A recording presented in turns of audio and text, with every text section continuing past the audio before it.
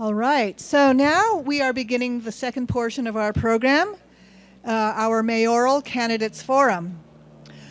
Before we begin, let me provide a really brief overview about what the Mayor of Oakland does. The Mayor is the highest ranking governmental official in Oakland and the figurehead of the city. They represent the city.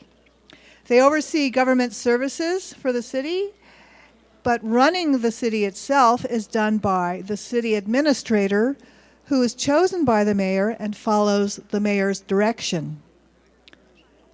The mayor prepares the initial budget and submits it to the city council, which adopts the budget and other legislation. The mayor may try to influence the city council by encouraging voters or others to put pressure on city council members. However, the mayor cannot prevent the city council from acting. The mayor does not have a veto. So, let me review the ground rules for this forum. This event is being translated simultaneously into Cantonese, Mandarin, Vietnamese, and Korean. The translators must watch and listen to the proceedings and instantly repeat what they hear in their language. So, candidates, please speak slowly and clearly enough so the translators can do their jobs. Okay, so each candidate will have 1 minute to introduce themselves. Our moderator, who is Joshua Lee here, will ask the candidates 5 questions about issues that we believe are important to Chinatown. Candidates are expected to address the audience in response to the questions, as this is not a debate between the candidates.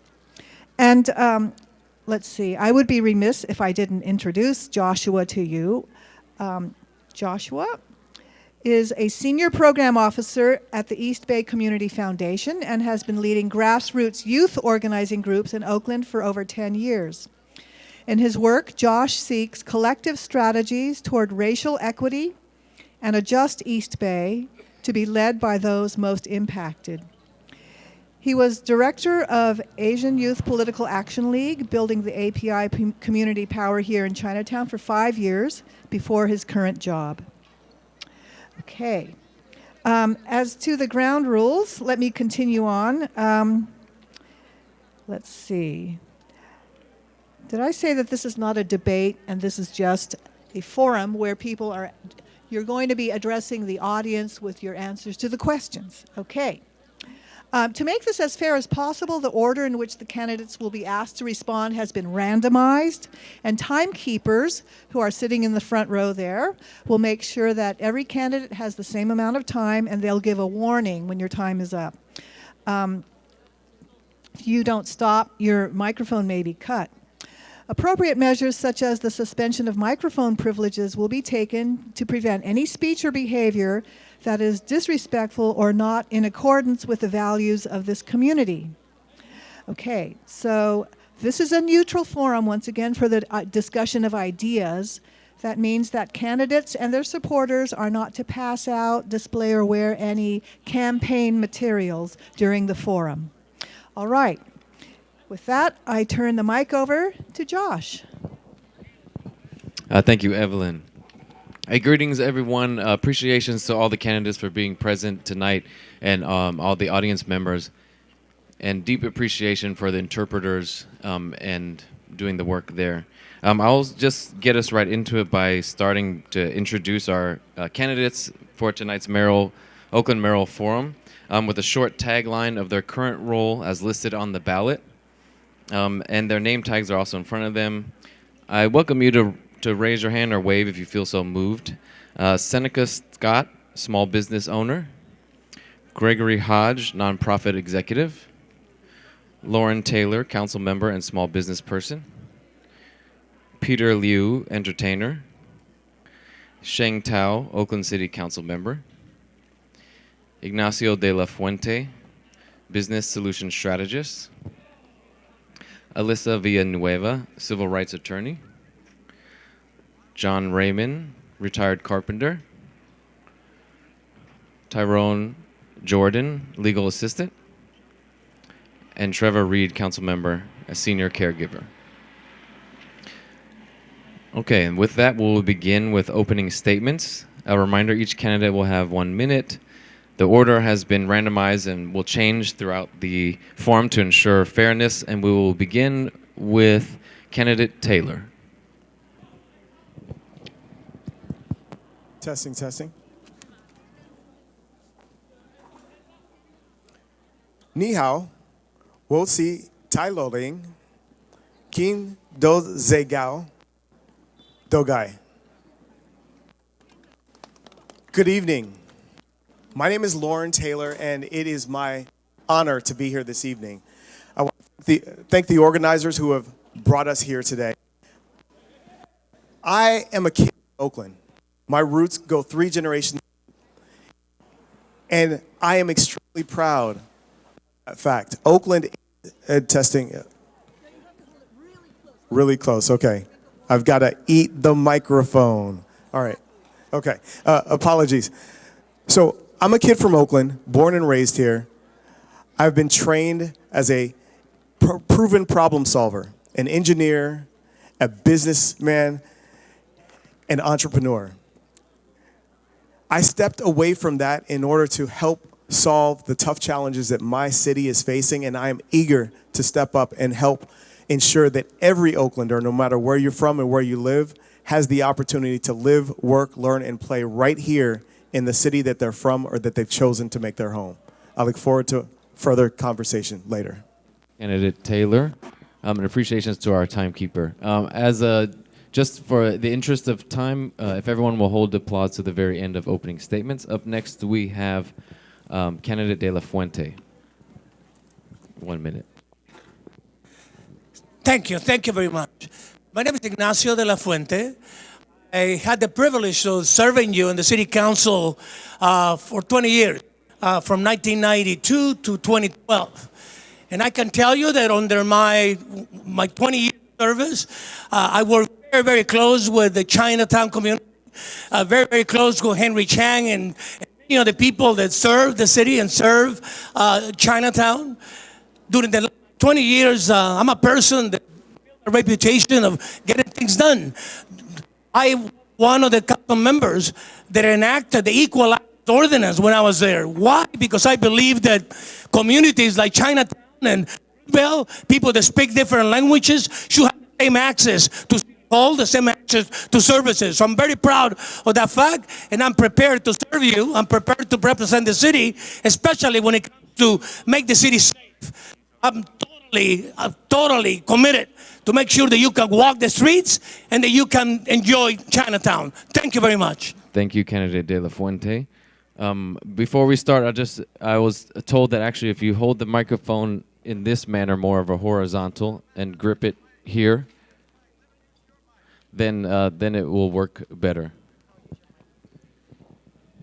So up next we have candidate Scott. Good evening, everyone. Chinatown, thank you for having us. My name is Senator Scott. I'm a candidate for your next Oakland mayor. I'm your neighbor. I have a farm about 1.5 miles from here with chickens, ducks, and goats that we milk daily and we get eggs from. So why does someone like me decide to run for mayor? It's because as a neighbor, I feel that our voices are ignored, right? We're ignored. Neighbors, small businesses, we don't have a voice in our government. Our needs are neglected.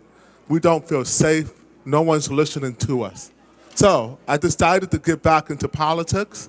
In my old life, I was the union director for Oakland City Workers. So I know a thing or two about negotiating for contracts, and I know a thing or two about how governments are run. But now I'm focused on the neighbors. We need a voice, and we deserve better. Right now, we're disenfranchised. We're being gaslit, and we don't have our investments where we need them. And we don't have the people listening to the people who matter most. Oakland neighbor, we deserve better. Thank you. Thank you, candidate Scott. Up next, we have candidate Hodge. Good evening, everybody. My name is Greg Hodge, and I'd be honored to serve as your next mayor. I want to thank you for being here tonight as we sit on a lonely land. And in this community, diversity matters a lot. For me, this is one of the most important political seasons that we've seen in decades. You'll have a new mayor 3 new people on city council, possibly and probably a new board of supervisor member who sits in the seat that Wilma Chan sat in, and 3 new members of the school board. It's really important that you learn about us tonight, that you get a sense of our skills, our relevant experience, and our temperament.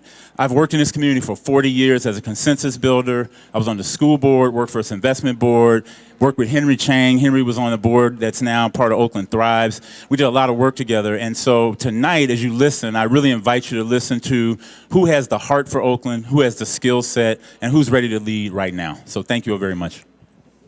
Thank you, Candidate Hodge. Next, we have Candidate Liu. Hi, my name is Peter Liu. I'm from Toisan. I came here when I was 7. Been through the Oakland schools, been to the UC, and then I went to war, killed a lot of terrorists, and I came back. There was no jobs for me, so I had to start my own businesses.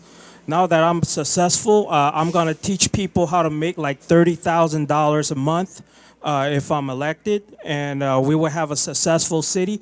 I want a giant water slide right at Lake Merritt. It would bring a lot of tourists, especially this is good for the kids because there's nowhere else to go to have a lot of entertainment in Oakland. And I would want to have horsey rides around the lake, bounce houses, barbecue grills, and it's going to be lit, all right? Thank you. Thank you, Candidate Liu. Up next, we have Candidate Reed.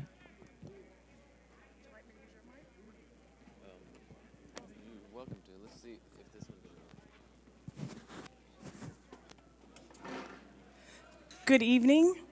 My name is Treva Reed Lai Choi Phua. Thank you so much for having us here. I am a resilient, determined single mother who is running to move Oakland forward to deliver for all of us, to keep you safe, to keep you protected, to keep you living with peace, to keep you housed, to keep our businesses open in our community, to keep it clean and beautiful for us to live and thrive, to keep our parks open for our children to play, as we're hearing today. I was raised as one of the oldest of 130 cousins, grandchildren, on just my father's side. We grew up with a motto of putting your love and your care in action. I have served you as a council member to put my love and care and fight for our Asian community in action in our entire city. Seeing the rise in hate against you has pained me deeply, and I am committed to standing firm as your mayor to make sure that you are protected, you are safe, and you live with peace. Thank you. Thank you, Candidate Reed. Next, we have Candidate Villanueva. Good evening, everybody. I'm Elisa Victory Villanueva. I am running to be your next mayor. I'm number 7 on your ballot, and you have up to 3 votes for this ranked choice election. So you can vote for me and 2 other folks up here. I am a daughter of Oakland who was raised in North Oakland by Children's Hospital, and I've since lived in every one of our 7 city districts. I've even lived here in Chinatown when I was in law school. I lived on 7th because I depended on public transit to get to school in San Francisco. I did my laundry here. I grocery shopped here. I lived with a Chinese family that entire time. I've lived in every city district, and so I know that there's differences in services and that the current situation, the current city, the current administration is not working for all of us. It's not working for people of color. It's not working for immigrants. It's not working for our workers. I am a workers' rights attorney, and I'm also a police practices attorney. I'm running on change. I'm running to serve all of you. My website is victoryforoakland.com. You can learn more information, and I look forward to the questions tonight. Thank you, Candidate Villanueva. Up next, we have Candidate Tao.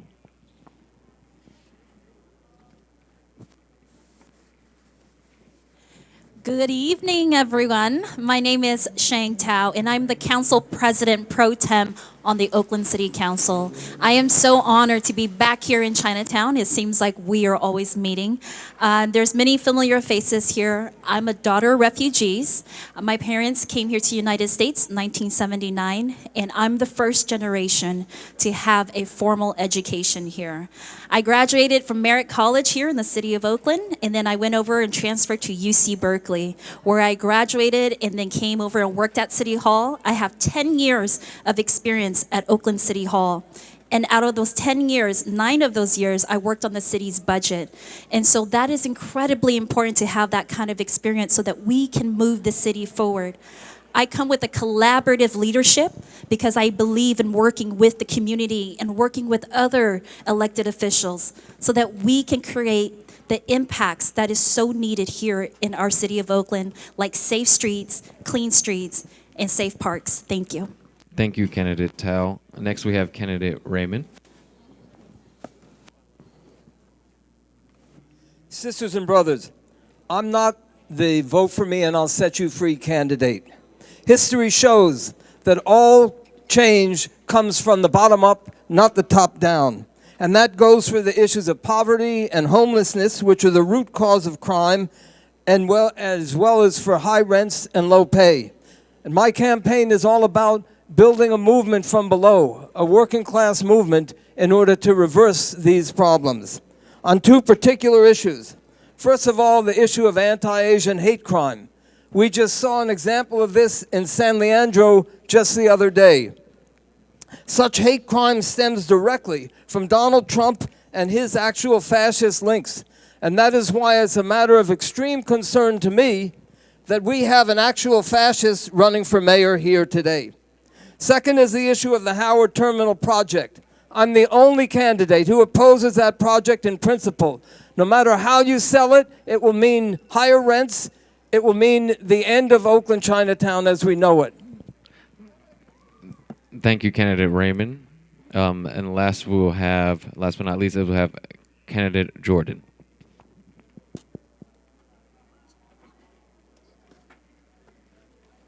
Good evening. My name is Tyron Jordan. I'm a California native, born in Southern California. I've lived here in Oakland for only 13 years. I'm a military veteran, former labor union organizer.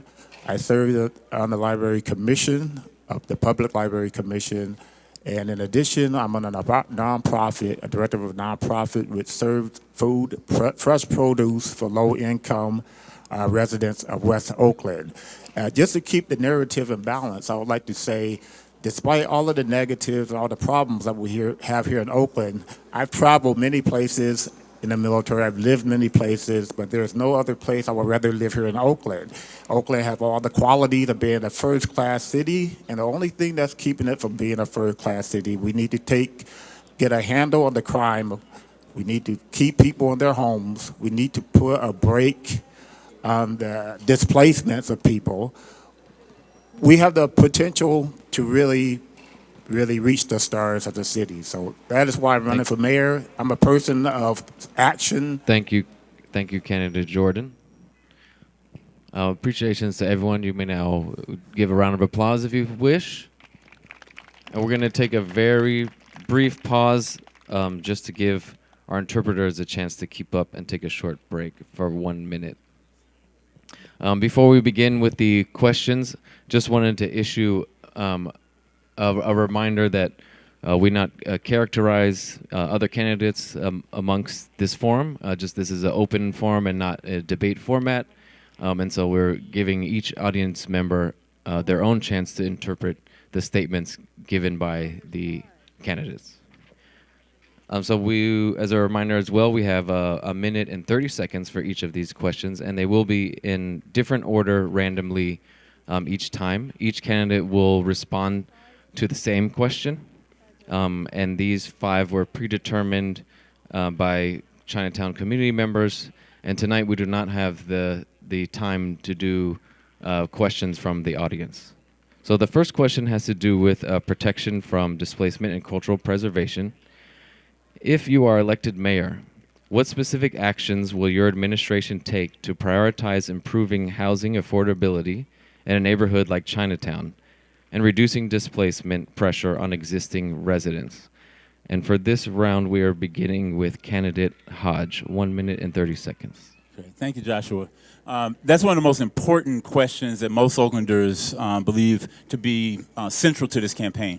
There's a few specific things that we need to do in terms of producing more affordable and very affordable housing, protecting the housing stock that we have now, and that includes renters, and then building on those two elements to preserve the housing that we have. So some specifics. We need to protect Oakland's 47%. There's 209,000 people who are rent burdened. We need to maintain and strengthen our just cause eviction framework for both landlords and tenants. We need to reinstate our mortgage assistance program for those people who want to buy their first homes. We need to maintain our Oakland rent adjustment at 3% cap and create an Oakland emergency network by combining Oakland Housing Authority with legal assistance to provide legal assistance for tenants who find themselves in need. The second piece is, and I'm looking for my timer, we good, producing 20,000 market rate and 20,000 affordable and very affordable homes by 2028. We need to make sure that we partner with the county.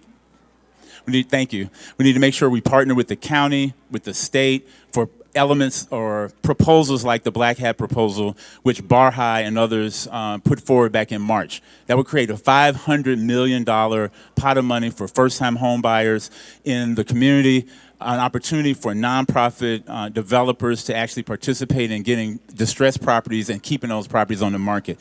I mean, fundamentally, Oakland is a town of about half of us rent, half of us own our homes, and we need to have solutions that go to both. Thank you, candidate Hodge. And as a reminder, and I know this is tough because the timing is short and there's a lot to say, we are aiming to, when you see a signal that looks like this, that means try to slow down for interpreters, and that's the best way that we can keep this event accessible to everyone attending. Thank you so much for your understanding. Next, same question, Council Member Candidate Raymond, please. I was centrally involved in pushing for the just cause eviction ordinance, which was passed many years ago. But first of all, we have to recognize that just as healthcare for profit has completely failed us, so has housing for profit completely failed us. The free market is not working. It's not working in Oakland, and it's not working anywhere else. So what we need is a crash program to build public housing. Housing based on human need, not on profits of a few billionaire developers like John Fisher, the owner of the Oakland A's. The second point is we cannot escape the question of the Howard Terminal project, so-called Oakland A's, which is going to be a financial millstone around the neck of Oakland for many years to come. It will massively raise the rents and gentrify Oakland. When they pushed for the Oakland A's, they said for that project, they said that would turn Oakland into a tourist destination. Is that what you want for here in Oakland? It's going to mean more privatization, it's going to mean higher rents, and it's going to mean less jobs, some of the few really well-paid union blue-collar jobs that exist here in Longshore. So that is a central question for all of us here in Oakland, the Howard Terminal project. Thank you, Candidate Raymond. Next, we have Candidate Tao. Thank you so much for the question. So in regards to affordable housing, I want to be very clear that what the current city administration and the current mayor has not done is build deeply affordable, and moderate rate housing. And so right now, as a legislator, I am planting the seeds so that when I become your mayor, I can start on day one to start implementing and building this deeply affordable and moderate rate housing. And I'm doing that through an enhanced infrastructure financing district. Because your next mayor, it's just not about the vision. It's about how do you pay for it and how do you execute and implement it. And I am the candidate who can implement and execute, but also know how to fund it. And that's how we're going to fund it. It's through the EIFD. That's how we are going to pay for the development of deeply affordable, and moderate rate housing. Also, through this funding, which will garnish our city budget millions of dollars, we'll use that to invest into cultural zones all across the city so that there is no pressure for us to make small Chinatown or Little Saigon or the Black Cultural Zone or any other zones, because we'll be investing more into it. We'll create places of identity so that we can actually be more robust and be the city to lead that charge, not only on the West Coast, but throughout the nation. Thank you. Thank you, Candidate Tao. Next, we have Candidate Reed.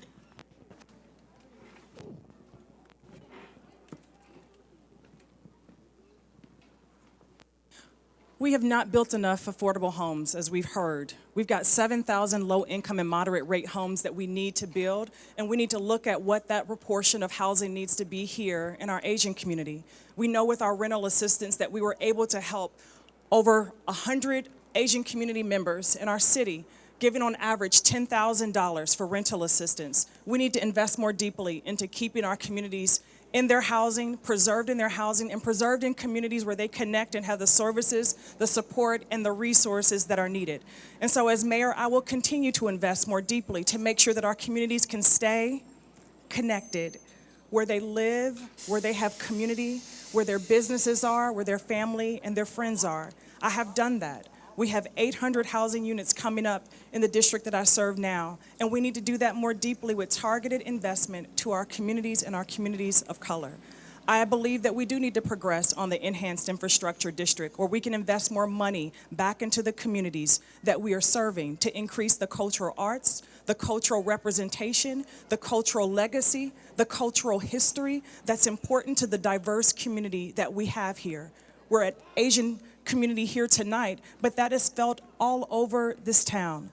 Making sure that we restructure as mayor where and how we invest in the funds that go into rental assistance, protecting our renters' rates that you're paying for those who have that, and making sure that we create more opportunities for you to be able to purchase a home with deeply affordable home ownership programs. Thank you. Thank you, Candidate Reed.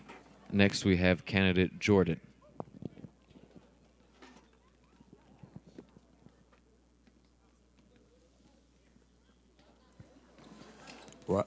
Well, I think the first thing we need to do, we need to determine, we need hard data as to how many homeless we have here in the streets of Oakland.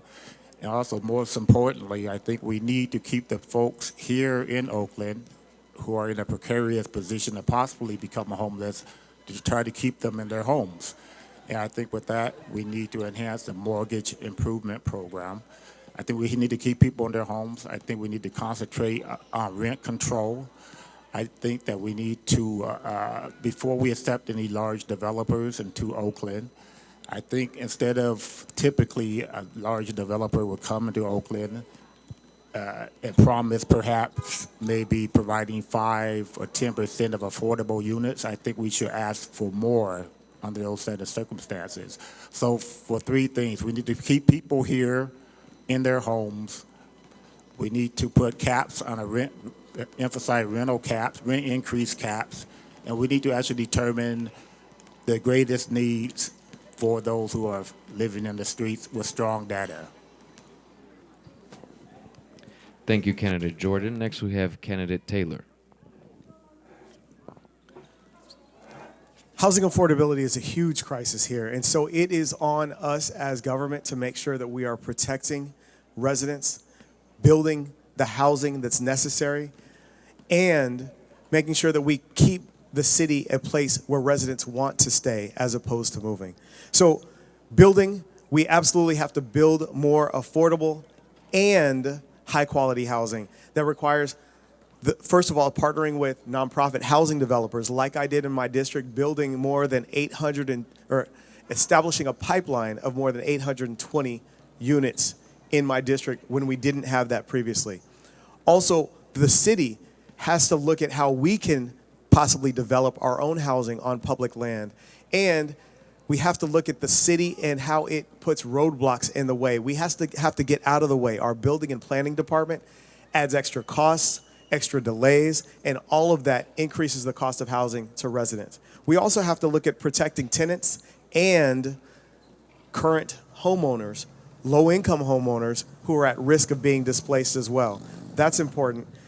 When we look at how we make things more affordable, we have to also understand that we One thing is to keep costs low. The other is to increase the amount that people can afford. So workforce development, job creation, establishing opportunities for people to earn more. That's what we have to focus on. With cultural preservation, I'm happy to have partnered with the Black Cultural Zone in District 6 to do that, just that, and I would do that citywide as mayor. Thank you. Thank you, candidate Taylor. Next, we have candidate Liu. Hello. I'm a very wealthy landlord. I own commercial and residential properties. Everything is affordable to me, all right? So when I see, hey, we're talking about affordability, I'm gonna teach kids how to make like $30,000 a month so they would never have to worry about, oh, I'm gonna pay rent or not, about that. I would like everyone to be prosperous, and that's why I have a quick scheme. It's called CESP5. I introduced this in 2014 when I ran as mayor, and has made a lot of people successful. And some people even quit college just to get on my program, and they became wealthy landowners, all right? So that's the type of knowledge that I want our kids to learn so that they could afford everything they want in America. Thank you. Thank you, candidate Liu. Next, we have candidate Scott. The rent is damn high. Y'all remember that? I'm a renter. If you raise your hand, I rent. A lot of money. It's scary knowing how much I pay in rent a year. You want to know how you bring rent down? You got to build more. You see these cranes? Candidate Scott, if you, It's sorry, okay. remind you, The if you crane- hold it there, yeah. Thank you. The cranes you see are it. There's no more investments coming to Oakland. Businesses are not invested in Oakland because of our crime. City Hall is still closed. Why would you invest in Oakland when the City Hall is closed? And you can't even go anywhere. Our building department loses millions of dollars a year to chronic underbidding. That's called garden variety corruption, for those of you who aren't familiar. So why would you come and invest in building more units in Oakland when there's no confidence in our city government to keep the city open and keep it functioning, keep our cities safe, and keep our cities clean? So we have to tackle that so we can build more. Another issue is this eviction moratorium that we have here. We don't want to talk about it. It's the boogeyman, but it's created a significant moral hazard we're going to have to deal with very soon in Oakland. We're risking potentially tens of thousands of people being unhoused in a few short months if we don't figure a way out of this crisis that largely our city council has created by ignoring and pushing with escape avoidance behavior the issues of COVID in our economy. Thank you. Thank you, candidate Scott. Next, we have candidate De La Fuente. Thank you very much. I'm coming back after 10 years because this city is in trouble. I mean, especially when you're not able to walk the streets, when you're not able to feel safe, how are you going to attract investment? The only way that you can build affordable housing and market rate housing is by attracting investment. Who's going to invest in a city that cannot control crime and cannot make you safe? So the first thing that I do will be create that type of environment so people can invest. Secondly, leverage. We have to leverage private investment in order to build affordable housing. The city doesn't have specific funds for affordable housing. We have to create, we have to attract, we have to leverage those funds in order to create affordable housing. I will continue doing that. But let's face it, unless we create a city that all of us can live in and feel safe, nobody will invest. Who wants to actually build affordable housing and people cannot be safe? So that's the only reason why I'm coming back. And I will leverage resources to make sure that we continue building affordable housing.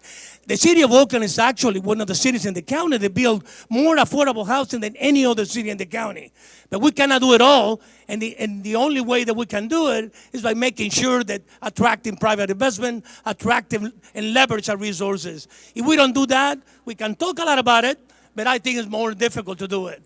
So I will commit myself to continue doing that in an effort to continue building affordable housing for all of us, especially people, the seniors that are here tonight. So thank you. Thank you, candidate De La Fuente. And next we have candidate Villanueva. Elisa Victory again, number 7 on your ballot. I've been homeless in this city as a teenager in Oakland, but I'm also a renter right now. I'm a renter along with my family and my godchild. People in my building, people in my family have received eviction notices, even though we are under an eviction moratorium.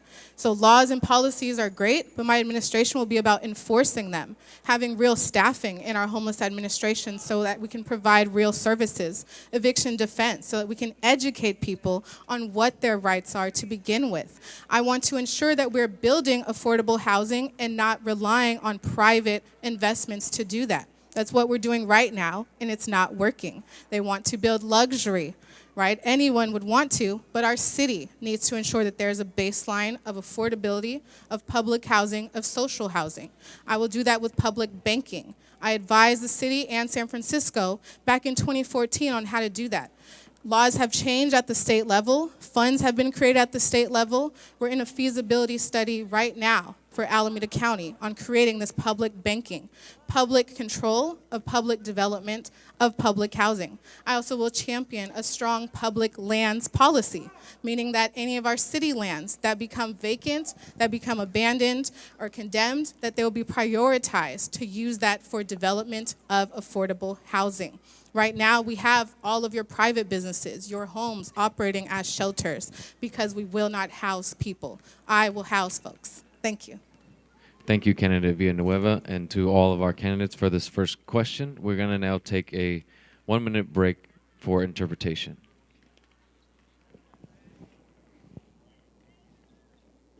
Okay, that's 1 minute as the break for the interpreters.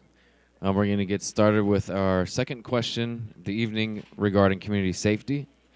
The question reads as follows. The mayor of Oakland has a powerful role in overseeing the Department of Violence Prevention, or DVP, which includes violence interrupters, community ambassadors, healing support for survivors, and town nights.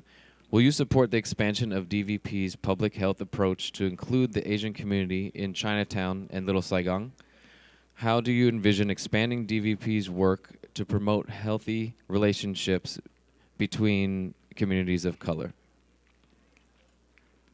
And for this question, we're starting with candidate Tao. Thank you. This is my favorite question. I am so honored to be the only candidate up here to actually invest $18 million into violence prevention and violence interrupters. And that is incredibly important. We have to invest in people and community directly. And I am so happy to have fought for the state money of $2 million to go directly to parks in East Oakland. Parks that have been underserved and under, everything, basically, right? And so this is what I want to do and bring to all of our communities to ensure that our rec centers are taken care of, to ensure that we are investing directly to you. I'm also very happy to have won $10,000 in grant funding so that I can bring it straight to Oakland to fight against AAPI hate. So please be on the lookout for that. That's the kind of mayor I am. I am hands-on. And I will continue to be hands-on as your next mayor and continue to be able to go out and fight for more funding and resources and programs. The first thing I do when I am your mayor come January is double the violence prevention and violence interruption money. Because again, that is how we keep ourselves safe. And we need to also create government-run community building opportunities with our Black, Asian, and Brown communities as well. Thank you. Thank you, candidate Tao. Next we have candidate Jordan. I think in addition to fully funding our police department, I think to prevent certain crimes, we need to take preventive measures. I like the idea of advancing or enlarging the ambassador program that we have here in Chinatown. I like the idea of the macro program, which instead of calling the police, perhaps having people that can check into those who are having emotional issues. I think our safety is, I think community involvement is mostly really very important, and that's what I would emphasize as mayor. Thank you, candidate Jordan. Next, we have candidate De La Fuente. Thank you. The biggest responsibility of a mayor is to protect the citizens and protect property. Obviously, whatever programs we have are not working. Okay, obviously, the crime is, the rates on crime in Oakland is off the hook. Now Chinatown closes at 4 or 4:30 because businesses are afraid to stay open. So whatever we are doing is not working. What we got to do is go back to our basic, go back to do policing, go back to make sure that we have enough police officers with the ability to do their job. We got, as leaders, we have to require the police officers to do their job and enforce the law. What's happening in Oakland is that we have allowed things to deteriorate to the point that people come to do things that they don't do anywhere else. So all the programs that we are obviously working with are not working. So what I will do, not only make sure that the staff of policing, that we need to add more police officers, but more than anything, the mayor has to create the tone that we're not going to allow people to come to Oakland and rob and assault and do without any consequence. We got to enforce the law. That's the reason why the things that are happening. So that's what we have to do. Go back the old-fashioned way, the responsibility to protect people and protect citizens. Simple as that. All the different programs and everything else, I'm sorry. But macro, I have a problem with civilians that are not trained and that are not prepared to deal with these issues, and I believe there's going to be some consequence to that. Police is the one that have to do it. Thank you, candidate De La Fuente. Next, we have candidate Scott. Good evening. Department of Violence Prevention has a very important job, preventing violence. Ask yourself, has it worked out for us? Because the violence is escalating. The desperation is escalating. When we live in an oppressive system and we can no longer compete economically, we begin to compete for moral superiority. And that's worse, and it's much dangerous. It starts with, at its least dangerous, the Department of Violence Prevention, which I believe is largely performative. It doesn't tap into the needs of a neighborhood. It talks to the neighbors, not with the neighbors, about what we need to be safe. Here's an example. Last week, we had the opportunity to further our use of license plate readers, which have been proven to stop crime. What did our city council progressives do? They said, we don't need license plate readers. Our police chief says we do need them. He's the expert. The city council says we don't need them. They're not the experts. They instruct and they appoint members to that Department of Violence Prevention who echo those same anti-law enforcement sentiments which have gotten us to the situation that we are today. So we need to be very clear that we support public safety. No more talking in public this way and talking behind the scenes that way. No more supporting individuals who take back from public safety and don't do whatever we can to increase all the tools needed for public safety. So we need a revamp, and we need to appoint the right people to this department. Thank you, candidate Scott.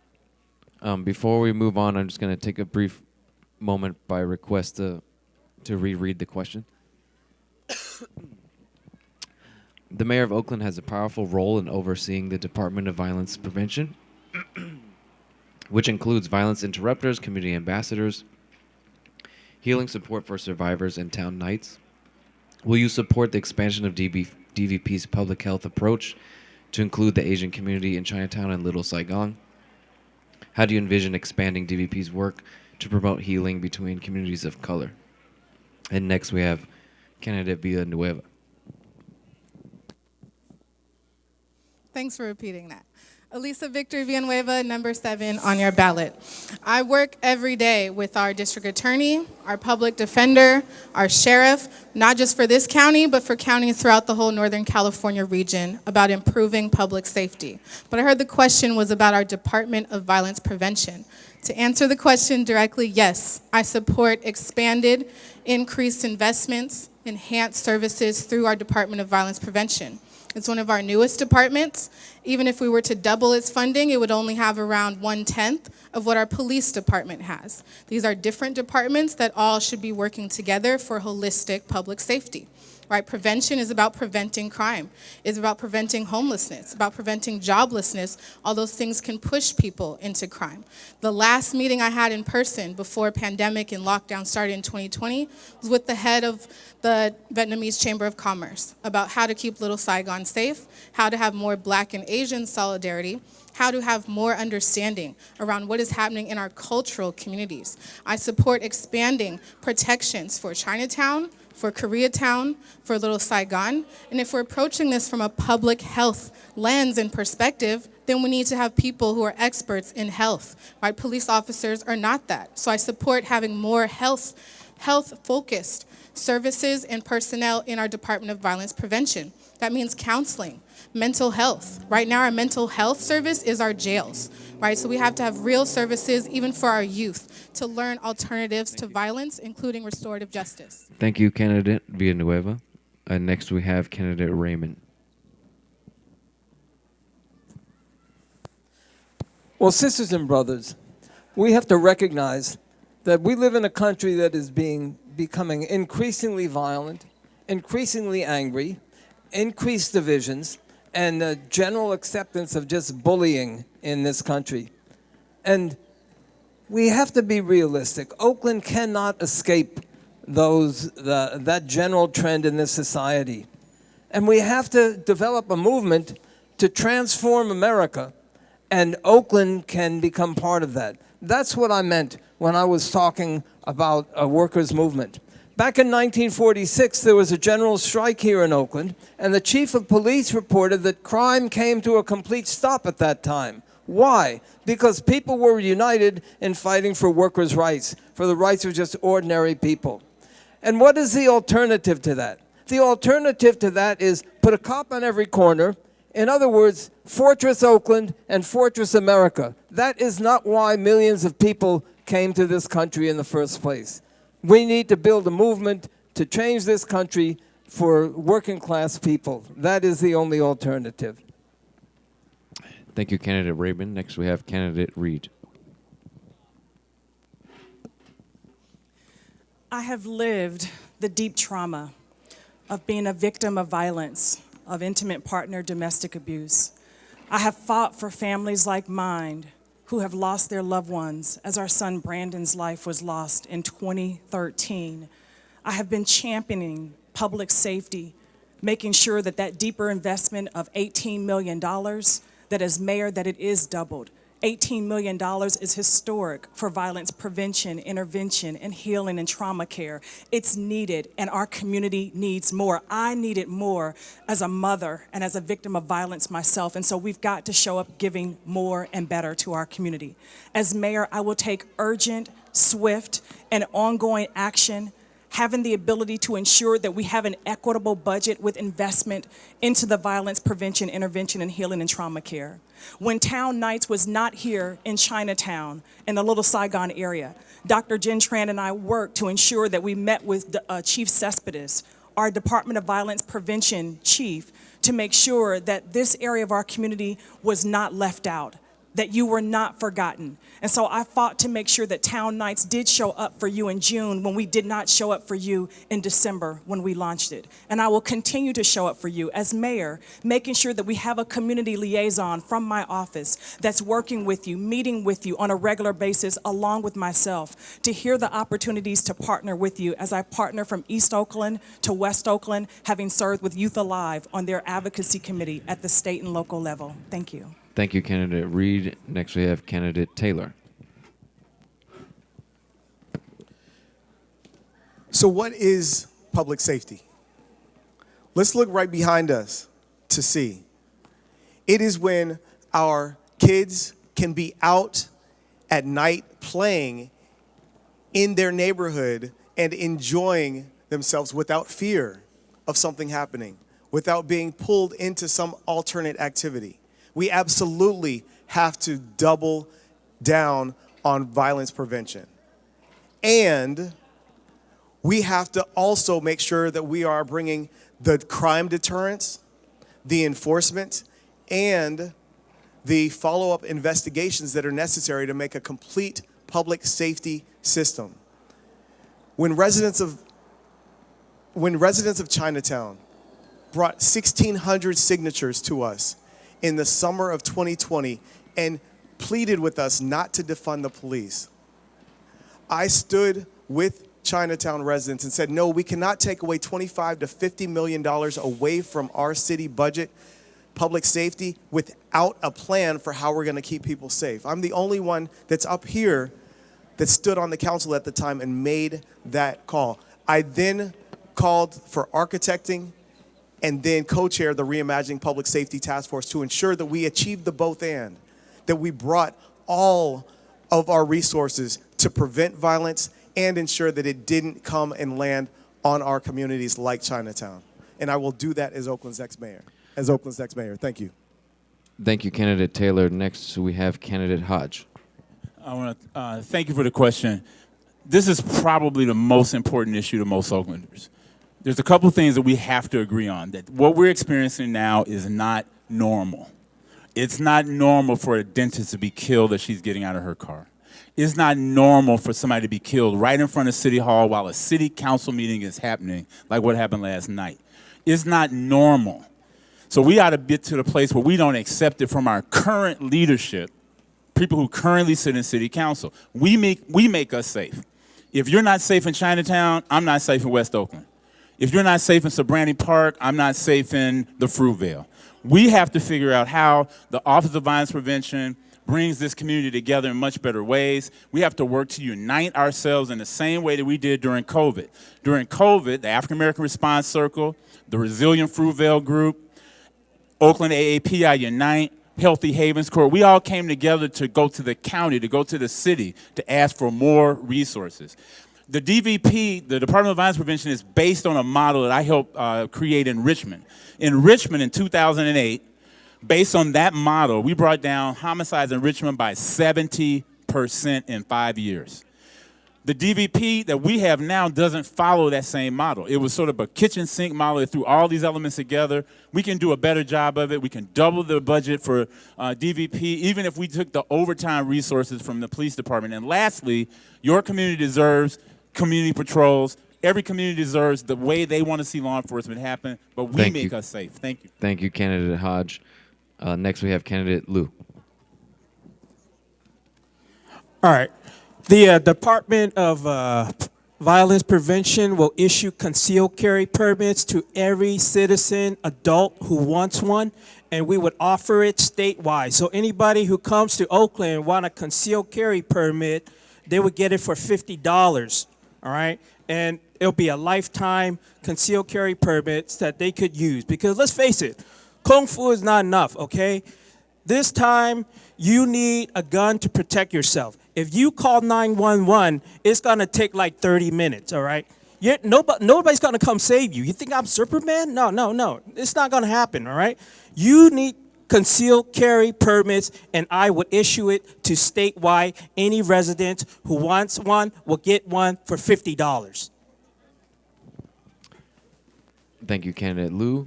That concludes the question 2, and we're going to take 1 minute to give our interpreters a break. Okay, that's 1 minute there. Okay, we're on to question 3 out of 5. Since we're meeting this halfway point, if everyone just wants to issue a quick round of applause for each other, for all the candidates so far tonight, this evening. Thank you so much for your energy. We're going to continue on. Question 3 is of regards to improvements to pedestrian safety and public health. Chinatown has long identified its core transportation, public safety, public health concerns as being negatively impacted by the large amount of traffic that comes through the neighborhood. Historically, that has been traffic to and from Alameda. As mayor, what improvements or commitments will you make to ensure that large infrastructure projects like the Oakland Alameda Access Project and Howard Terminal Ballpark do not contribute to even more auto traffic, auto pedestrian conflicts, and lack of Chinatown destination parking and hazardous air quality in the neighborhood? And for this question, we are going to begin with Candidate Reed.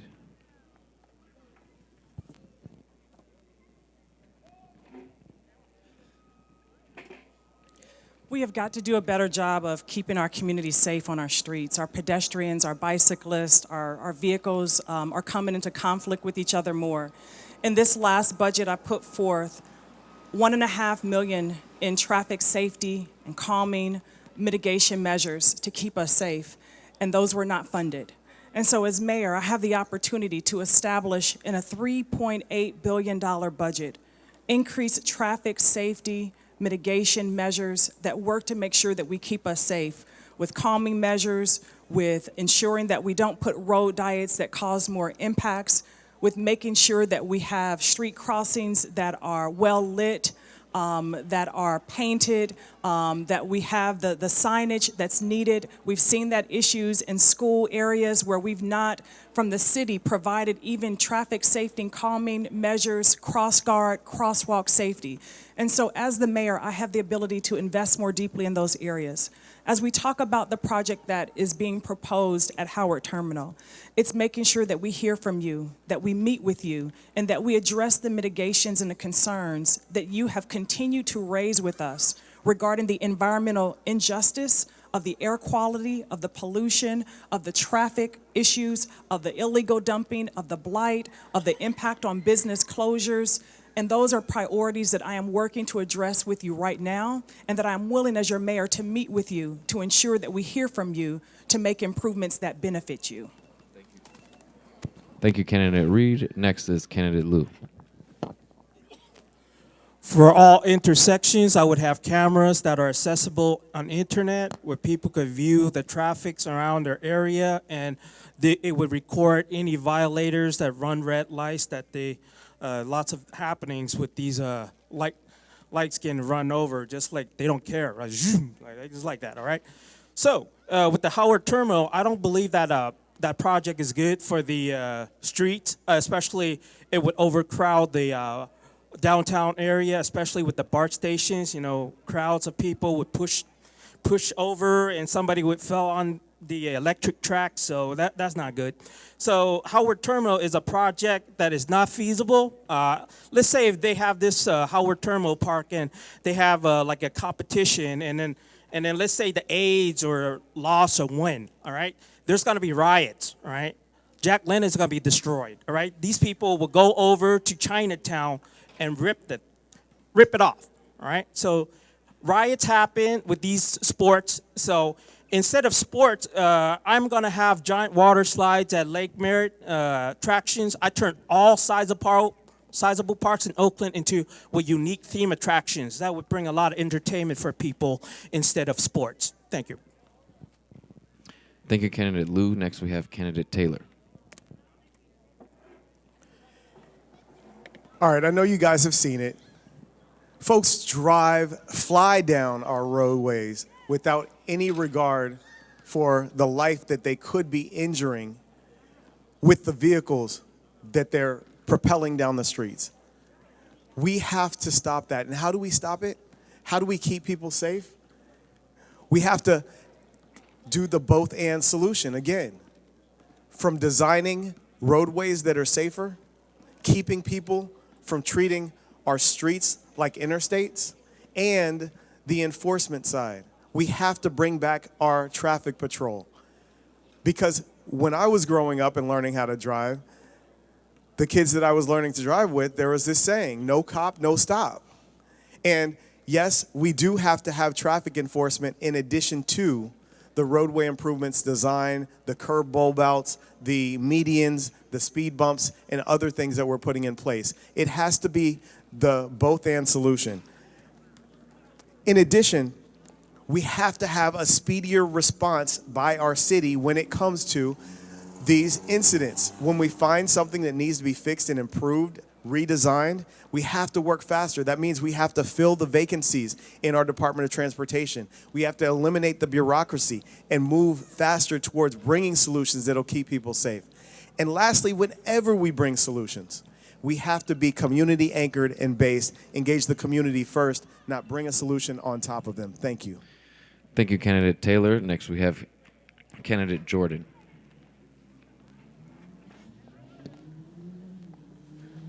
Well, As far as pedestrian safety, as a jogger, I can speak from personal experience. Usually when I jog down Chinatown or any part of Oakland, I have to literally, even if the light is green, I have to dash across the street. I'm always dashing across the street because most of the time people are driving at well over 60, 70 miles per hour. Folks aren't paying attention. And I think the important thing to do is meet with the Department of Transportation and come up with a comprehensive plan to create barriers, to create an environment where it's safe to actually walk and ride your bike without fearing getting killed. And also, I think a very important issue that I have near where I live in Lake Merritt, folks riding down back and forth on the street with their dirt bikes, at all hours of the night. I think there need to be more enforcement there. So I think this environment, these streets can be safer, but I just don't see it very much enforcement. And people are just, driving if they're on the Autobahn. And, we need to put public safety first, no matter what it takes. Thank you, candidate Jordan. Next, we have candidate Scott.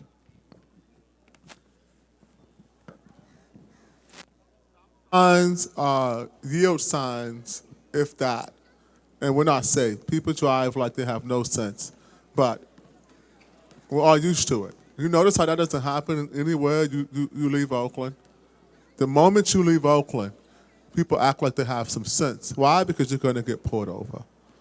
It's simple. But here, we can't pull people over because now they run.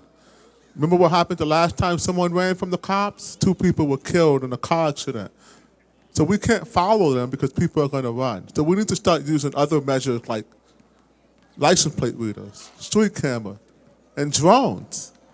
Something we haven't considered yet, that you can actually chase people. We need to confiscate vehicles. We have laws on the books. If you're driving 20 miles an hour over the speed limit, it's called reckless driving. The cop can take your car. You got to go to court to get it back. We need to start using the laws that we have on the books to affect crime. When it comes to traffic calming, neighbors are going to have to get involved. On 8th Street in West Oakland, we track for over 6 months with our Safe 8th Street program, cars driving upwards of 100 miles an hour in residential neighborhoods. We brought that information to OCA, and we brought roundabouts, not just speed bumps, but roundabouts to West Oakland, something no one thought could be done. And it was done because the neighbors got together, we documented the problem, and we were persistent at City Hall for months to make sure that our voices were heard. Luckily for you, if I'm mayor, you won't have to go through all those troubles. Thank you. You can skip the line and just come to us. Thank you, candidate Scott. Next, we have candidate Tao. Thank you. I believe the question was in regards to the Alameda Access Project and Howard Terminal and the pollution for Chinatown and for West Oakland. So here in Chinatown and in West Oakland, these are the 2 areas that are the most polluted.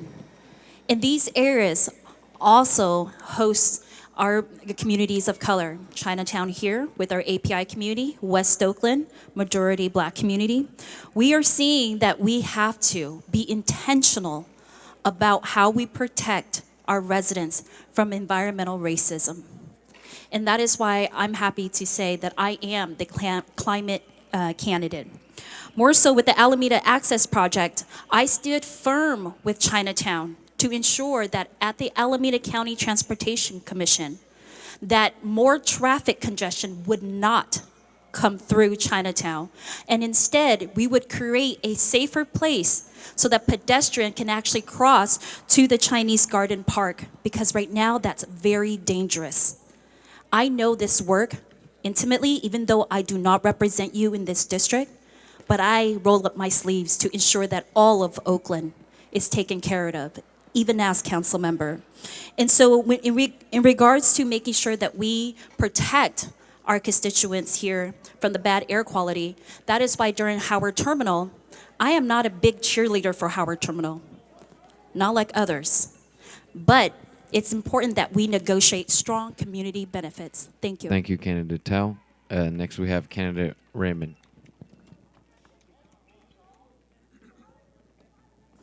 Well, there's no way that anybody can say that they have a plan to improve traffic here in Oakland if they do not organize strongly to oppose the Howard Terminal project, period. There can be no community benefits. That is not possible. The whole purpose of the Howard Terminal is to increase gentrification. There's no way that it will not vastly exacerbate the traffic problems. It's been explicitly said by the promoters of the Howard Terminal project that they want to turn Oakland into a tourist destination. In other words, little Las Vegas. Is that what you want here in Oakland Chinatown? To make it just a tourist destination with thousands of cars coming in and out? You think you have a parking problem now? Wait till the Howard Terminal project is built. As far as community benefits, there can't be. All that is, that's just putting lipstick on a pig. It's just a way to for hush money for a few businesses and a few nonprofits. It is that. So, if you are serious about traffic, if you are serious about rents and gentrification, then you must organize and oppose the Howard Street Terminal project. Period. Thank you, candidate Raymond. Next, we have candidate Villanueva. I'm Elisa Victory Villanueva, number 7 on your ballot. I support a red, black, and green New Deal that is Green New Deal with a reparative framework and equity framework. This community, as well as West Oakland, is one of the most polluted, and it has been for decades. Urban renewal hit this community, devastating some of the housing that already existed to build the freeway, as well as to build BART headquarters. The Alameda Access Project is to ensure that when people are coming from Alameda, from the Alameda Tube, they're not driving all the way down 7th through Chinatown, but there's an immediate access ramp for them to get on the freeway so that they can reduce all the traffic coming from other cities into this specific community. I support those measures that have been around and proposed for years now. I also support us taking traffic off of some streets entirely. Do y'all remember the Slow Streets program that started during pandemic? It was very ghetto, right? It was just like a caution sign of don't enter here. In the East, a lot of people just move them every morning and drive past them. But I think that was a missed opportunity for us to really assess. There are some streets where they are so badly in disrepair, where people can't drive down them, or where we have such high pedestrian accidents that we should remove them entirely. We should have massive protected bike lanes, protective transit lanes. If you don't see, there's a lot of public transit that people in this community specifically rely on. When I lived here, I didn't have a car. Didn't have a car until I was 26. I depended on our free shuttles. I depended on my own feet to be able to walk to everything around here. So I want to enhance safety for this community, but also around the rest of our city. Thank you, candidate Villanueva. Next, we have candidate De La Fuente. Thank you. Almost 20 years ago, obviously, I supported Chinatown and negotiated with Alameda about the impacts on Chinatown. We have to be realistic about growth. And one of the things that we have to be realistic about is who was the communities that have been impacted for a long, long time. But at the same time, what it boils down to is that unfortunately in Oakland at this time, everything goes. That's one of the biggest reasons that we have the problems that we have in Oakland with traffic. Not only in Chinatown, but throughout the city, because everything goes. We don't enforce any of the laws that we have. And I know that that sounds simple, but it is critical. You can have all the laws and all the plans in the books, but if you don't implement them, if you don't have the political will to actually implement and to protect our communities, the thing will continue growing and continue will be a problem. The Howard Terminal project, I will not only participate in the negotiations to make sure that if that project happens, mitigates the impacts not only to Chinatown, but the entire city. But we have to, again, cities have to grow. We have to grow, manage to grow, and we have to make sure that the people that have been impacted are not impacted. But at the same time, we cannot just put our head in the sand and say no. We just have to make things work. And the mayor of the city has the ability and the power not only to direct staff, but if I become your mayor, I can tell you that I'm going to be at that negotiating table, and you're going to make me responsible for the outcome. Thank you. Thank you, candidate De La Fuente. And next we have candidate Hodge. I'm going to do my best to do this in a minute because I realize people are starting to go home. It's starting to get cool out here. I'm going to give you 30 seconds back if I can. My name is Greg Hodge. I don't know what number I am on the ballot, but I appreciate what your list is doing. All right. equitable development is what we need. And so that requires us to listen to neighbors. It requires us to listen to the concern of Chinatown, West Oakland. I live in West Oakland. The question about Howard Terminal impacts on air quality with Margaret Gordon at Environmental Indicators Project and other work that has happened, we've brought the air quality up because the trucks aren't idling anymore. The similar concerns have to happen with Howard Terminal. And then lastly, on pedestrian traffic controls, we definitely need to work on more controls, more technology that we can use in intersections to actually hold people accountable who race through intersections. And something that's really difficult, working with younger people who are driving, the reckless driving that we're talking about, and helping them really understand how harmful it is. We had a pedestrian fatality at the corner of Jefferson and 16th. A dad was out one morning, and somebody just raced through that intersection. So we got to start talking to our kids, to our young folks, to ourselves about how we do this. And I'm giving you 29 seconds back. All right. Thank you, Candidate Hodge. We'll now take 1 minute as a break for the interpreters.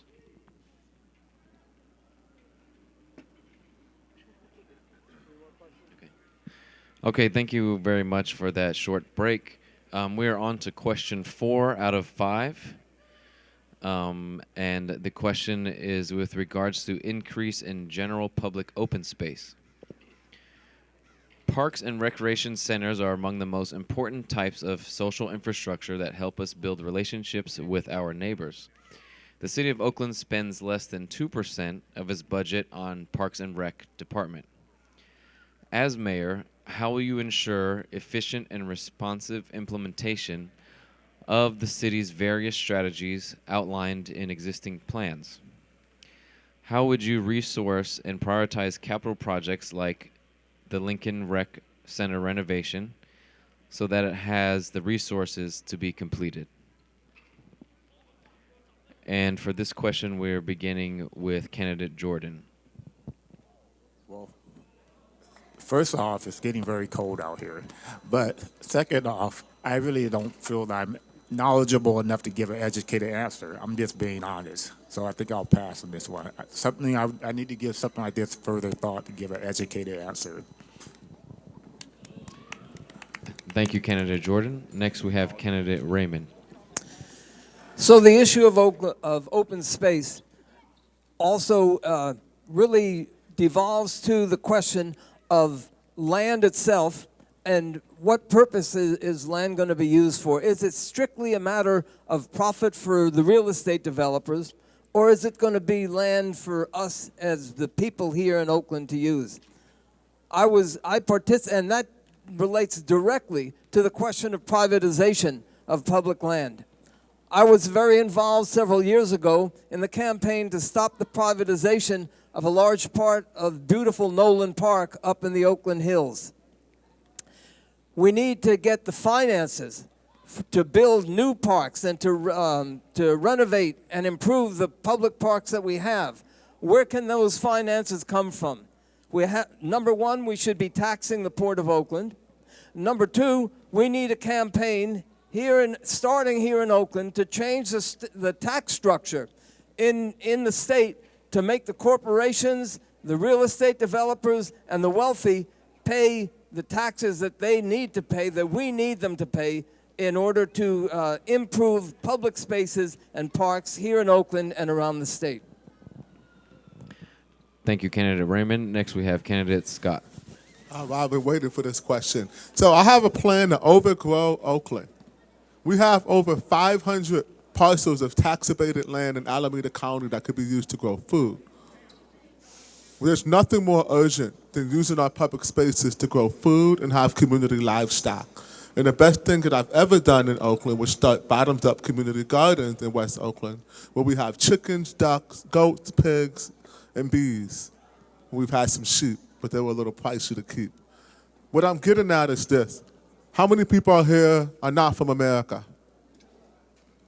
You ever notice in your country there's not an uncommon thing to see a community garden? In one of the most developed cities in the world, of Seoul, South Korea, there are community gardens aplenty, and the elders take care of them. And they take care of them while they teach our children how to be resilient and grow food.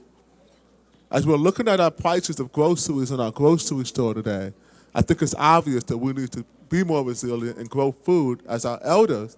Many of you have to stand in food banks weekly just to supplement your diet.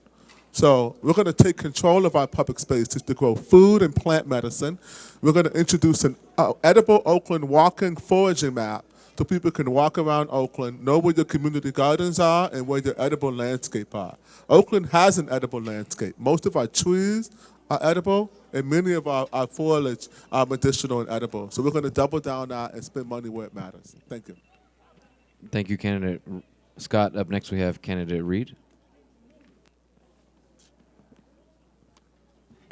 Yes, this is exciting. We have over $18 million coming into the city for open spaces and parks. And right here at Lincoln Square Park, the heart of Chinatown, we know that there's nearly $12 million being invested. $8 million from the state, $4 million from the city. And there's a lot more investment that we can do to make sure that we've got great open spaces for people to come, take sunshine breaks, for our seniors to get out, for our children to get out, for our community to come together, for us to use open spaces as healing spaces for us to talk and share and thrive. In East Oakland, I've certainly supported the Freedom Farm, where we've got 100 planter boxes that help to feed nearly 300 families at our open space public land, that while we're waiting to build housing, we are using that land to create a space for community to gather, for community to be nourished, and community to be fed. We've got a number of parks that we're looking to do that for, enhancing them with this state investment, putting more deeper funds in partnership with private organizations, working with companies who will equally invest into the city, as we've seen in other communities. In the budget, last year and this year, focusing on how we invest in our community parks. We invest a lot in Lake Merritt, but it's the community parks that our seniors and our children want to be able to safely gather and come to. And we need to ensure that those spaces are available, that they're accessible, that the transit around them creates that opportunity for them to get there safely, and that they're well lit and vibrant, just like we are here tonight, every night of the week. Thank you, candidate Reed. Next, we have candidate Villanueva. Thank you for the question. Elisa Victory Villanueva, still number 7 on your ballot. For our Parks and Recreation Department, we need to have equity among the Parks and Rec. I agree with what Councilmember Reed just said, that some of them are highly cleaned, have a lot of services, have transit, and are accessible, and others have just been basically forgotten, have been run down for decades, my entire life. A lot of those happen to be in the flatlands, happen to be in communities of color. So I want to have equitable services across our city from our departments of Parks and Recs, but we also need to increase the investment. 2% is not enough to serve our entire city. Knowing that green space, access to outdoors provides recreation, provides health, provides safety, especially for our youth, provides education, and provides, again, a place of community, a place for us to gather like this. So we need to have all of our parks open, all of them adequately staffed and resourced, and that requires us having the will to budget all of our departments in terms of what they need to staff all of our departments. It means that we're going to also make sure that our parks aren't being used as homeless shelters, because we have a city auditor that just released a report that we've been spending millions and not addressing our housing crisis, right? As I said, all of our businesses, our parks, our public spaces have been de facto shelters because we won't provide real shelter. We won't provide real service. Most parks, including Lake Merritt, have tent encampments or people living individually in tents. I want us to provide real housing so we can use our green spaces and, again, open up the ones that we already have, including the MLK shoreline. Thank you. Thank you, candidate Villanueva. Next, we have candidate Lou. When I turn all sizable parks in Oakland with unique theme park attractions like Diamond Park, for example, I'm going to put zip line across trees. All right, we're going to have concerts, rave parties. All right, how are we going to fund this? All right, that's why I am selling concealed carry permits for $50. All right, we got over like 30 million adults in California that would want to come here, get a permit. They paid $50, and I would put that money in good use, putting up a giant water slide at Lake Merritt, and it'll be fun for the kids. I mean, if you have something for the teenagers to do, they would not go around doing crime, all right? So it's something good for our teenagers. Have something good to do. All right, thank you.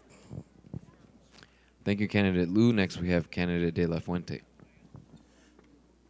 Thank you. Definitely a priority. And we have to prioritize. And as much as we want to do everything, we know that we cannot do everything. But first, we can have these beautiful parks, but if they are taken over by homeless encampments and they are not safe, who cares, right? So the first thing we got to recognize that we have to take our park back. A lot of our parks are taken over by homeless encampments. A lot of our parks, I agree, they have not getting the same attention that other parks are getting, but it's a question of priorities. And I can guarantee you that that's one of the, if you look at my record, the 20 years that I was there, Cesar Chavez, Dolores Park, many of the parks in my district, the district that I represented, it was refurbished when I was in the city council. Why? Because I believe that especially hard-working people that don't have open space and the parks are the only place that they can take their children. But right now we're in a crisis and we know it. Right now people are afraid not only to be on the street, but be in our parks. So first, we have to take them back. Secondly, we have to prioritize. Thirdly, we have to make sure that we allocate reasonable resources. But as much as we want to do everything, we can't. So priorities is a must. Thank you, candidate De La Fuente. Next, we have candidate Tell. I 100% support the renovation for Lincoln Square parks. Parks to me are very personal. I've lived in apartments the majority of my life, and parks to me is my front yard and my backyard, and so it is that case for many families here. And I have a proven track record to prove how much I care about parks. I, again, just won $2 million for East Oakland parks, because just like how, even though I do not represent Chinatown, I come out here and I give you all resources, that is what I'm doing too. I'm tired of waiting for those parks to receive the resources that they so deserve. And so I went and I used my connection with the state assembly members and senators that I have that have endorsed me, including with Assembly members Mia Bontum, Assembly member Phil Ting, Speaker Anthony Rendon, and many more to win these funds. And I want to win more funds for the city of Oakland. And so I put millions in investment into Cortland Creek Park. Also, I invested 2 new staffers at Brookdale Park so that we can bring programming to our kids. Allendale is fully renovated now and the play structure is up. Montclair has pickleball courts that you can utilize. Joaquin Miller Park has clean restrooms and Cascades is going again. Diamond Park, the tennis courts is all renovated and there's more trash pickups there. School closures are also a big deal as well too, because that's public land that is trying to be privatized. So I'm against the school closures. And I also gave back land in my district to the Ohlone tribe, Sogorea-Te. Thank you. Thank you, candidate Tell. Next, we have candidate Hodge.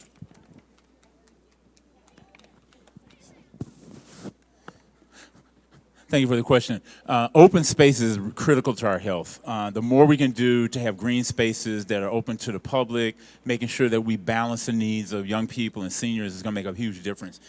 Oakland has a historic role in terms of its parks. Back in the 40s, 50s, and 60s, we were a model for the nation, and I think we can become that again. Let's make sure we use more green space for gardens. Let's improve the parks, all the deferred maintenance like at the Infirmary and other parks around the city. We need to do a much better job. I support what's happening over at Lincoln Rec Center, as well as the Malanga at the Infirmary. And we should make sure that every time we do a development, we aren't negotiating a new community benefits agreement, but that we have a community benefits ordinance and we begin to spread those resources around the city. Other than that, and then one last idea, we have the Coliseum complex that the African American Sports Entertainment Group is working to re-energize. Great opportunity for green space in that part of the city. I'm giving you back 45 seconds this time. Go. Thank you, candidate Hodge. Next, we have candidate Taylor. All right, I guess I'm last up. Yes, open space is critical. We have to create that space for our residents, young and old, to come and enjoy. It's got to be equitably accessible. That means that we have to be able to get there, the transportation options. It has to be close by. For too long, open space in the hills and other parts of the city means parks, active playgrounds, and in other parts of the city, it means vacant, unprogrammed parcels, parks, vacant lots. The equitable nature of things is something we have to address. And that's why I had to say no when my colleagues on the council put forth a budget that even though districts 5, 6, and 7 represent 60% of the landmass of this city, they only allowed 15% of the dollars, the funding that was being allocated to go to those areas. And I want to acknowledge Councilmember Reed for standing with me against the rest of the council that was trying to be inequitable. We have to ensure the equitable distribution of resources to parks and open spaces across our city. That's what I will do as Oakland's next mayor. Just as I took vacant lots and worked with the Black Cultural Zone to turn them into urban oases like Liberation Park, just like I worked to bring more than $8 million into parks across District 6 since I've been in office. Thank you. Thank you, candidate Taylor. At this time, before we move into our fifth and final question, we'll take 1 minute as a break for our interpreters. All right, thank you all so much. We are at the fifth and final question from community for this mayoral forum before moving into the 1 minute closing statements. So the last question from our community here is, how will you center the voices, needs, and ideas of youth in transforming Oakland city government to be more responsive to our youngest residents? If you have listened to any Chinatown youth during your campaign, what are their top priorities right now? And we will begin this question with candidate Raymond. Well, in the first place, it's a complete travesty that somebody as young as 16 years old can be tried as an adult and sent to prison for life, and they cannot vote. If you're old enough to be tried as an adult, you're old enough to vote. And I think that we need the right to vote for everybody 16 years old and up. I also think that we've seen in the past how the youth have led the movement for change in America. That was true in the civil rights movement. It was true in the labor movement. And I saw that personally, and I was a participant in that back in the 1960s. And we need to revive that sort of movement amongst the youth today. And that is particularly important around the question of global warming, which is something that will devastate the entire planet. So we need to bring those issues to the youth and encourage the youth to organize and lead the way for change. Thank you, candidate Raymond. And now candidate Tao.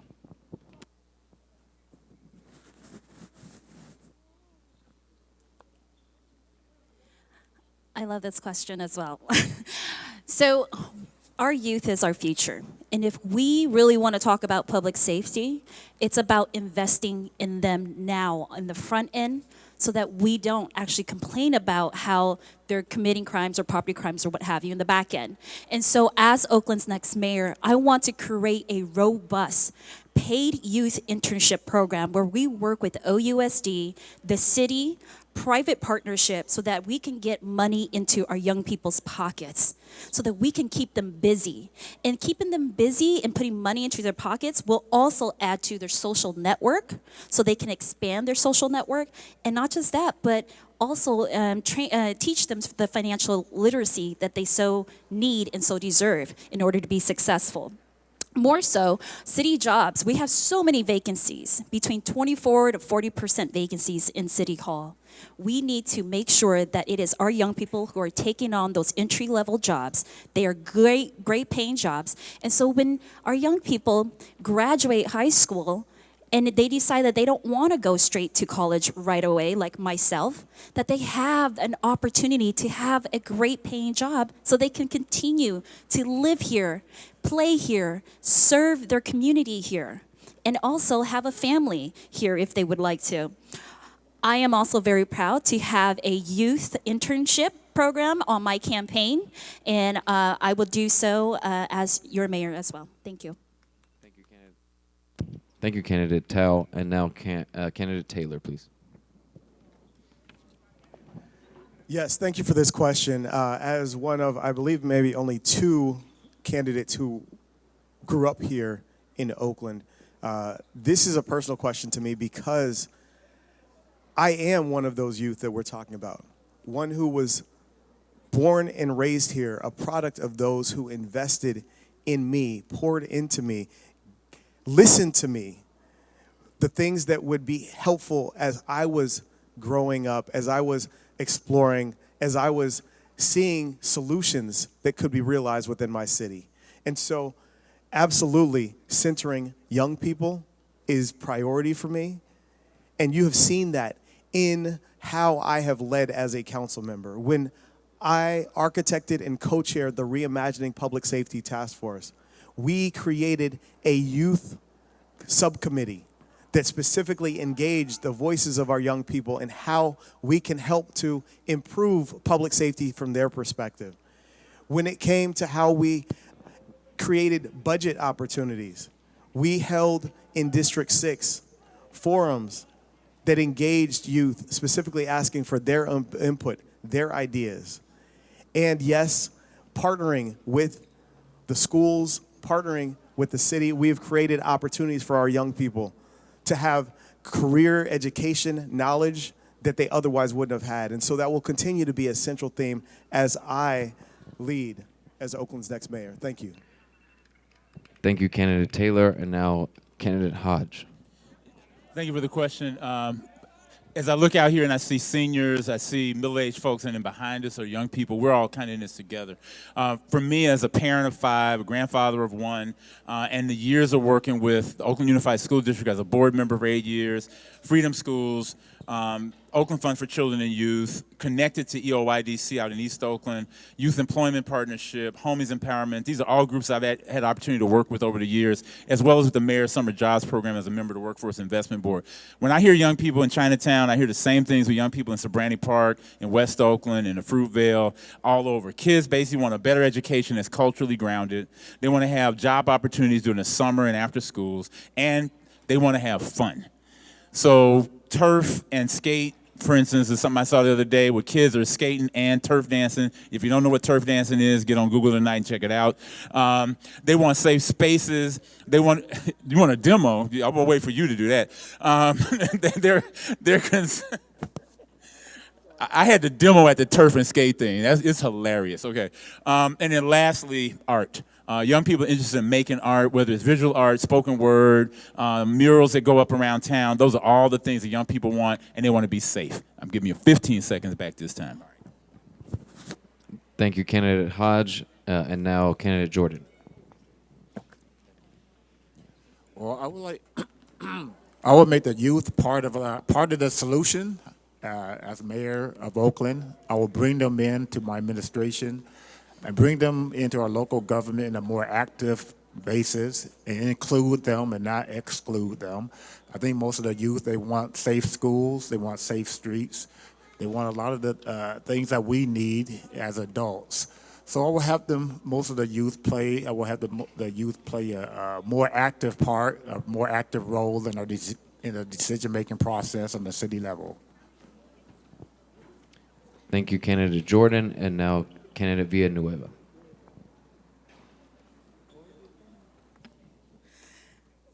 Thank you for the question. I'm Melissa Victory Villanueva, number 7 on your ballot.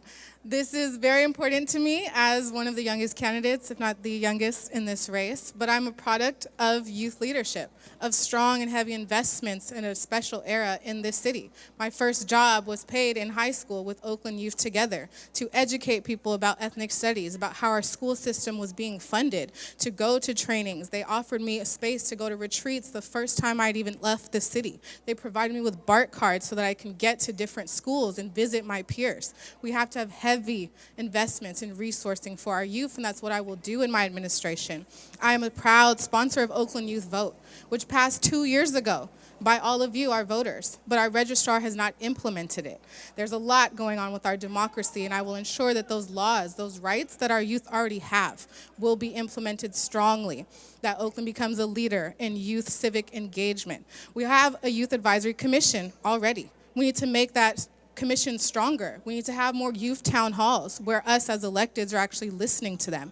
We need to make sure that the mayor, that the council has to actually vote or weigh in on the advice that they are giving back to us. When I talk to our youth, they're worried about all the same things we are. They're worried about violence in their schools, around their schools. They're worried about money. Like I said, I worked when I was in high school. I worked to take care of my family. And again, we became homeless in high school, right? They're worried about housing. We have a city-sponsored youth encampments, right? Our youth are worried and dealing with all the same things we are, but have even less power. They have to be included at the table. Thank you, candidate Villanueva. Thank you. And then we have candidate Lou. Oh, these kids gonna love me. Every park will turn to sizable parks in Oakland. There's gonna be a lot of entertainment, okay? So, and these kids, I was poor once, all right? So when my parents came home, they couldn't possibly take me to any amusement parks. It was very expensive. You know what I'm gonna do for Oakland kids? I'm gonna give them huge discount, like 50% discount on all rides, every park in Oakland, all right? So, and if they wanna learn how to be rich, I'm teaching them how to be multimillionaires. So they could learn the right way how to be rich like me. And despite where their schooling comes from, like poor schools or up in the hills, it doesn't matter. I will teach them how to be rich and how to be prosperous, and they would never, ever have to worry about where they're gonna live, how much rent I'm gonna pay. You know, I'm gonna teach them how to buy properties with cash, all right? Just buy it off. Like, you don't have to rent. It's like, yeah, thank you. Thank you, candidate Lou. Next is candidate Reed.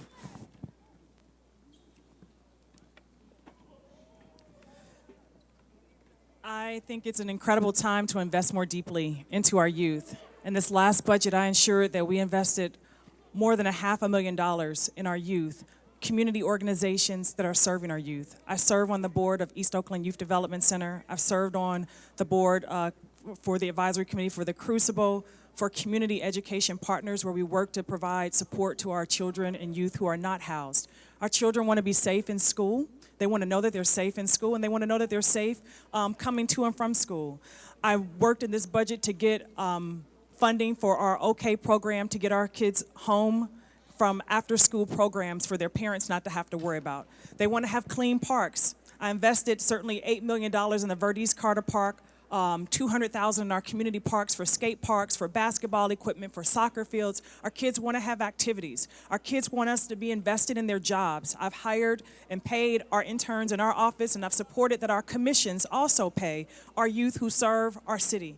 Our youth want to have their vote count. And so we're working with the registrar to allow that vote that was passed for our 16-year-olds to vote to be able to count. And they also want their parents, who are immigrants and refugees, to be able to count. And so this November, you'll have that opportunity to vote for the non-citizens voting measure that I helped to co-author for parents, 13,000 parents of Oakland Unified School District students who don't have that power to vote to also vote. Our children want to make sure that there's mentorships for them. I serve on Youth Alive, and they want to make sure that there's mentor and opportunities to keep them safe with life coaches to help to guide them through life. Thank you, candidate Reed. And next we have candidate Scott. The children and the elders are the bookends of our society. When you lose either of them, things fall apart, like they are now. And we've lost them. I'm ashamed to say that as an adult, you should be ashamed to feel as an adult that we have lost our children. Children speak any language. Many of you here speak more than one language. Most of you learned them as a child. Children speak languages that are unspoken, like those of society collapse and escalating violence. When your average violent perpetrator, like the ones who are robbing our Asian citizens in Chinatown, are young black men, what does this mean? That means we've lost them. In their youthful rebellion, the young are eating the old. It won't stop. We feed our children poison in schools. They barely can read as they graduate. The amount of investment and attention that we put into our children and our elders has been abysmal. Everyone deserves better. And it's more than rhetoric. It's more than a purity contest, performative politics. We need real, tangible solutions that will help our children to regain hope for their future. And it starts with us. Let's put our phones down. Let's put our computers down. Let's start to talk to our youth, mentor them, and love them once again. Thank you. Thank you, candidate Scott. And now we have candidate De La Fuente. Thank you. First, definitely, we have to create a safe environment first for anything to happen. Oakland used to be a city that had thousands of jobs. I came to this city 50 years ago, and I can tell you that we have all kinds of different opportunities of work. We were the hub of manufacturing in the East Bay. We had incredible opportunities, and now we lost all of that. So we have to go back to the basics. We have to make the city safe. We have to create opportunities. We have to make sure that we attract businesses. We have to make sure that we create jobs, because the reality is that the cities don't create jobs. I know that people expect the cities to do everything, and we say sometimes everything. We can't. We have to understand that those opportunities have to be created, and we have to attract them. We have to make sure that we are the ones that creating those opportunities by attracting businesses and creating jobs. And the only way to do it is creating a safe environment, not only for our youth, but for businesses to come to Oakland. Businesses are leaving Oakland. We are losing a lot of our jobs and a lot of our businesses. Why? Because they don't feel safe. Why? Because they cannot have a hard time hiring people. Right? So we have to change that. And the only way to change it is by creating an environment that is friendly to business. But as mayor, I'm going to deliver that message that we are open for business. We're going to streamline the process so we can attract businesses and make those things happen. The reality is that that's the only way that will happen. But anyway, thank you. Thank you, candidate De La Fuente. And this concludes the question portion of our forum. A quick round of applause for all of our candidates before we move into closing statements.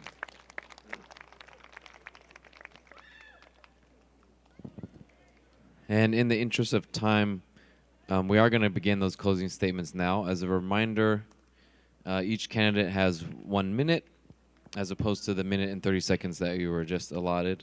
And to begin, we have back-to-back candidate De La Fuente, you're first for closing statements. Thank you. And thank you very much for being here tonight. Like I said at the beginning, I served you for 20 years in the city council. I'm coming back because I can't just stand and watch what's happening to Oakland. Oakland was different. Chinatown was different. Chinatown, Fruitville was different. But now we have given up. In Oakland now, every car breaks in, homicides, shootings, everything has become normal. Why? Because we have allowed it to become normal. I'm running for mayor not to fix everything.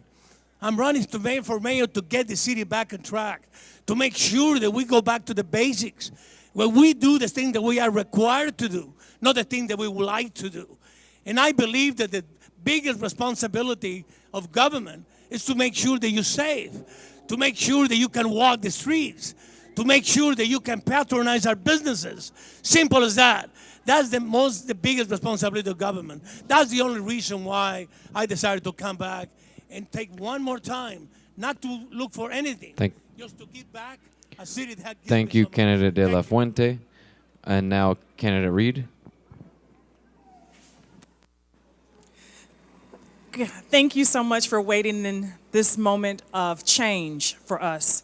This is a time that we have an opportunity to elect a mayor who will show up, that will listen to you, that will serve you, that will meet you where you are, and who will not forget about you, and who will lead the change that you deserve with action and accountability, and for you to see the results, for you to know that you are safe and protected and can live with peace, for you to know that our businesses in this community can stay open and alive and bring visitors back into this corridor to keep us thriving, for you to know that you are heard at the table, that we are prioritizing your voice, and that we will not tolerate attacks and crime and hatred against our Asian community or any communities, that you are seen and felt as seniors, as youth, as mothers, as leaders, as people that we want to see loved on, cared for, and thriving in this city from one generation to the next. I am that mayor who will lead with courageous change and action and making sure that we deliver for you day one. Thank you, candidate Reed. Candidate Jordan. Well, thank you very much for having this opportunity, giving me this opportunity to speak, to discuss my candidacy. I run for mayor, not for status, not for ego, but I run to continue to serve. I believe the office of mayor, I can use that as a tool to improve the quality of life, because that's the only purpose of running for any office, to improve the quality of life for the residents of that particular city. So again, I think I would want to continue serving. I served in the military. I was a union organizer. I served my city and the library commission. I want to continue serving on a higher level. I want to use my tool to improve the quality of life for all Oaklanders. Thank you. Thank you, Candidate Jordan. Candidate Villanueva. Thank you again to everyone who organized this forum and for you all for being with us. I'm Elisa Victory Villanueva. I am number 7 on the ballot. I keep saying that because it's a huge, big deal for me to even be on your ballot, because I was illegally disqualified by our city for 2 weeks. But I'm the only civil rights attorney that has a law degree focused in government, who knows what our charter says, who knows what our city law says, who made our city do justice and put me on the ballot. I want to acknowledge Derek Sue, Monisha Carter, and Albert Owens, who were disqualified because of the city's antics. I also want to make clear my position on Howard Terminal that I don't think I answered, that I'm opposed to it unless there are robust community benefits in line with what I helped to negotiate for 6 months with hundreds of other residents on the Jobs and Economic Development Steering Committee. I've served so many different committees, so many different visioning processes, town halls, advised on our Reimagining Public Safety Task Force, because that's what I do. I help our government do their jobs, and I'm running to lead from the front now, not from behind the scenes. My website's victoryforoakland.com. I'm endorsed by APEN Action and many others. Thank you. Thank you, Candidate Villanueva. Candidate Liu. When you teach kids to be the rich the legal way, they were less likely to be criminals, depriving the life and property of others. So that's why I think it's very important to teach our youth to get on the right path.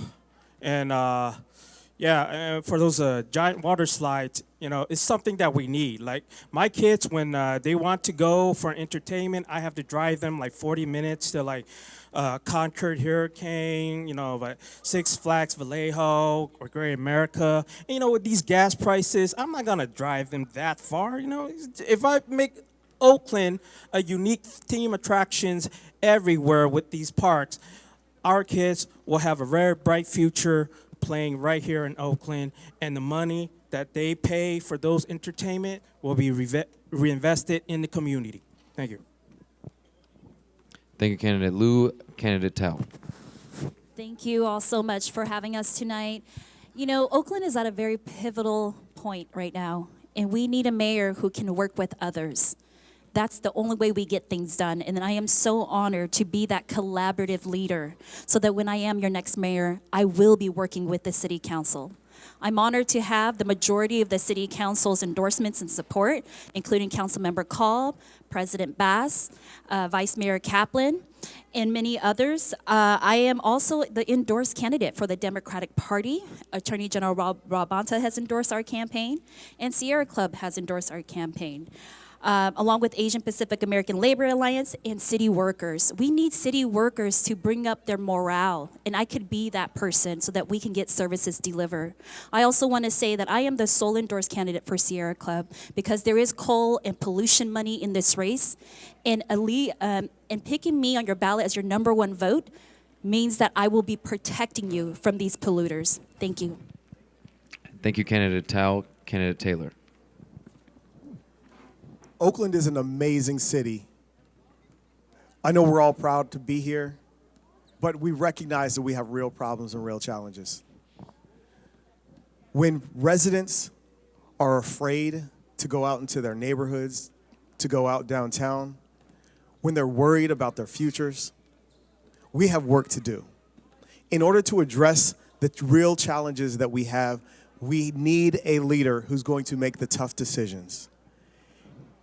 Yes, we have to be collaborative, but collaborative by itself is not going to deliver for you.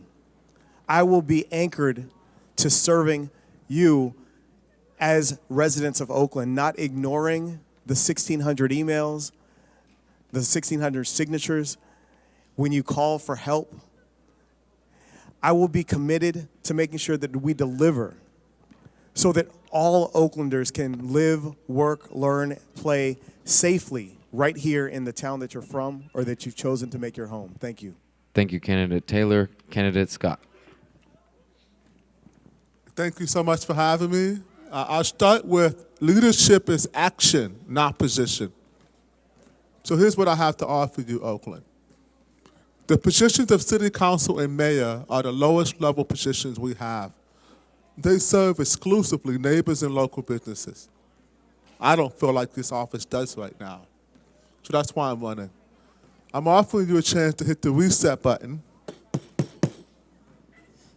Right? Hit that button on Oakland's politics. I'm number 1 on the ballot. My name is Senator Scott. Look me up. You want a real leader who's courageous, whose actions match their ambition to create a city and neighborhoods that are safe and livable?